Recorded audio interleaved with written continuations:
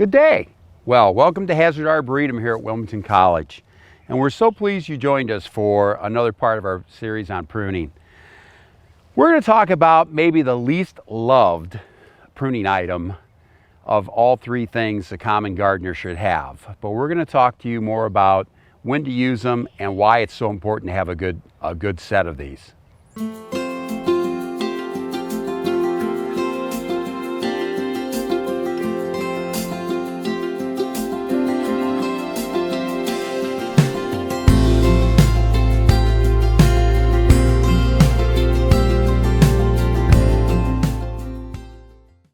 Alas, the poor pruning saw, probably the most underappreciated, underloved of all the three pruning tools we've covered so far. But the saw is actually a really incredible, useful pruning tool to have. Not only does it cut bigger items, but sometimes you can't reach in with a pair of lopping shears, for instance, and remove something because you can't get into it, or it may be at a weird angle, and so therefore you cannot get the proper cut. So a saw, a good pruning saw, is really important thing to have. And this one is made just for pruning. You'll see it's got a curve. Okay, you see how aggressive the teeth are on this. Okay, there's a reason for that.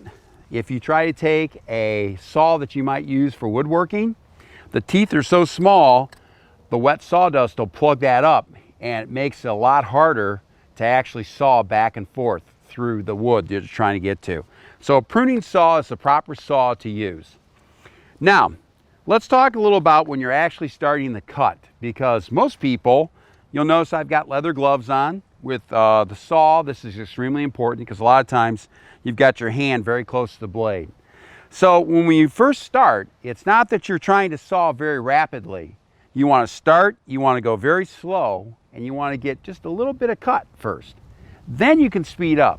And remember, this is not nearly as easy on your arm as the more you use the blade, the more you actually get use out of the saw.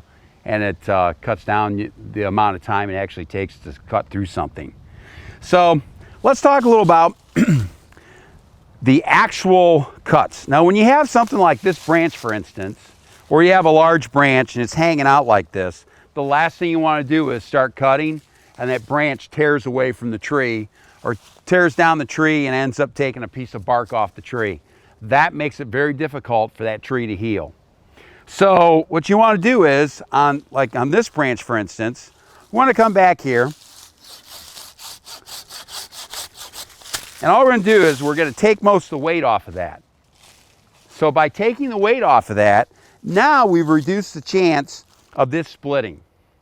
So by removing that end on a branch that's sticking out like that, or a very heavy branch, we make it a lot safer to cut this off.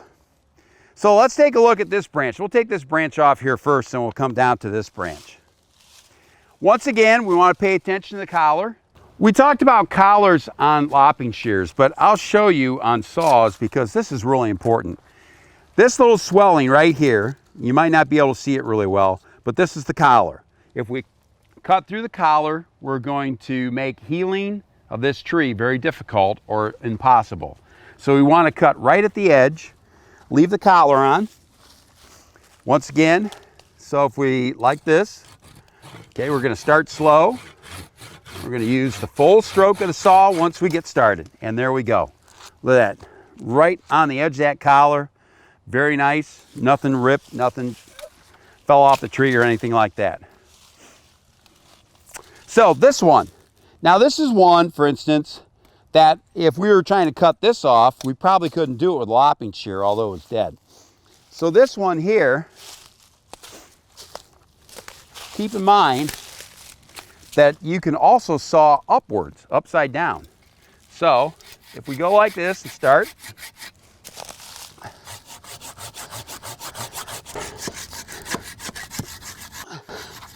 okay, clean it up a little bit.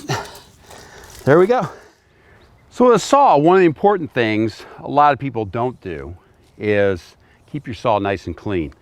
A nice, smooth, shiny surface like this allows you to cut a lot better with a lot less stress on yourself. So Once again, WD-40s, my friend. When you're done, give that a little light coat.